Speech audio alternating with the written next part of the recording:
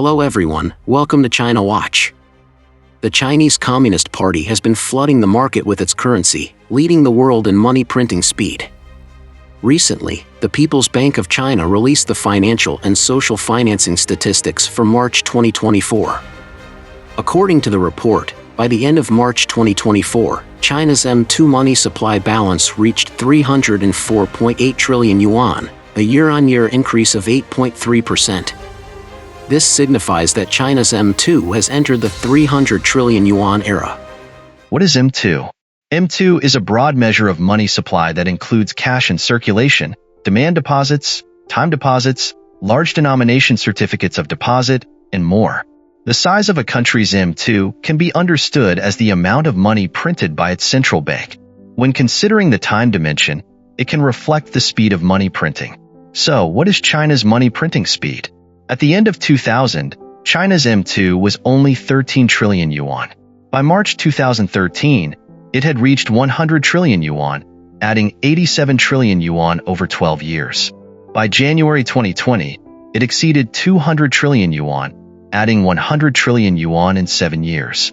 By March 2024, it had surpassed 300 trillion yuan, adding 100 trillion yuan in just 4 years, showing a significant acceleration.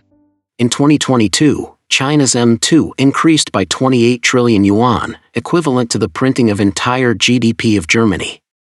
In 2023, it increased by 26 trillion yuan, equivalent to the printing of entire GDP of India.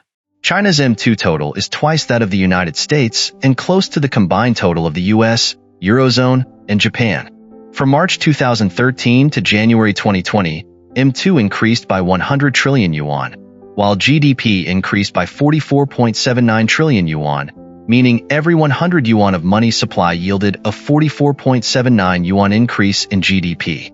From January 2020 to February 2024, M2 increased by another 100 trillion yuan, but GDP only increased by 27.35 trillion yuan, indicating a 39% decrease in efficiency compared to the previous period. In recent years, M2 and GDP have shown a diverging trend. From 2017 to 2023, the indicator measuring M2 growth relative to GDP growth continued to rise, averaging 5.5% in the past 4 years, significantly higher than the 1.4% average in 2017 and 2018.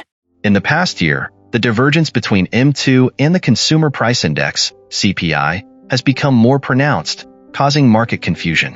While M2 remained high, CPI growth quickly declined.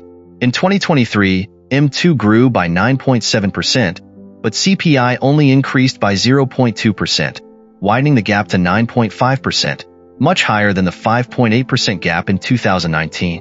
Why has massive money printing not led to hyperinflation after the pandemic? The US uses direct financing, where the Federal Reserve injects money directly into the bond and stock markets through quantitative easing, QE, resulting in high efficiency of fund usage. The US, being a private economy, quickly channels money into personal accounts through financial markets, boosting consumption. In contrast, China primarily uses credit to inject money into the market through commercial and policy banks. Due to the decline in real estate and local government financing vehicles, special bonds are used to repay old debts. Government, central, and state-owned enterprises deposit the money back into banks. The Chinese stock market serves state-owned enterprises, not increasing individual wealth, so the 300 trillion yuan never truly enters the market, causing a money supply overflow in the financial system. Additionally, real estate comprises 70% of Chinese people's wealth. Even if they earn money, most of it is spent on buying homes. With education and healthcare unaffordable through the government, people invest in real estate, stocks, or savings. Only a small portion of their money circulates. Corruption in China is also staggering. When credit flows into state-owned enterprises and related infrastructure projects, potentially half of the funds are embezzled, hidden away as deposits, properties, or transferred overseas, thus not entering circulation. A critical factor leading to temporary deflation is the large number of deaths during the pandemic. We analyzed salt consumption and traffic data and believe that 400 million people died from the pandemic in China. This massive population loss led to an oversupply in housing and all industries, ultimately causing property and price collapses. This is the only explanation for China's currently puzzling economic situation that global economists can't figure out. The truth will eventually come to light.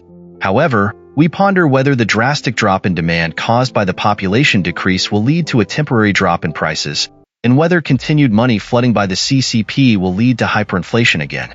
If hyperinflation occurs, the savings of surviving Chinese people post-pandemic might be wiped out. Alright, that's it for today's program. If you enjoyed it, please subscribe.